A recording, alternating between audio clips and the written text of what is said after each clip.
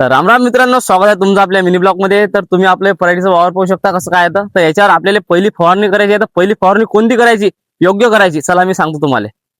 तर आपण पराठीवर कोकळा येऊ राहिला, त्यासाठी सैनिक कंपनीचे पावडर यूज केली आहे. की यांना जे या पानावर कोकळा आहे, तुम्हाला सांगतो मी की प्रत्येक पानावर तर नाही आहे, पण काही काही पानावर कोकळ्याची कंडिशन आहे सध्या आता. तर या कोकळ्यासाठी काय यूज करायचं, हे सैनिक कंपनीचं पावडर आहे. त्यानंतर तुम्ही केम यूज करू शकता. हे बा केम तर अशी आहे की बेस्ट, तुम्ही कशावर पण यूज करू शकता. केम आहे. आता 3 नंबरले जे ह्युमिक आहे, याच्यामध्ये मायक्रो न्यूट्रिएंट राहते ह्युमिक मध्ये. यांना असा फरक पडते की हे जे पराठीच्या मुळा आहेत खालच्या, हे वाढतात.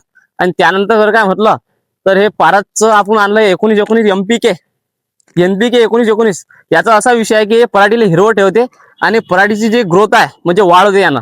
पण त्यानंतर जर सगळ्यात लास्ट जर लागलं तुम्हाला काय मारायचं, तर मी तुम्हाला सांगून देतो. सगळ्यात लास्ट जर तुम्ही म्हटलं तर कोणत्याही फवाऱ्यात खूप सिलिकॉन बेस्ड स्टिकर हा यूज करणं आवश्यक आहे.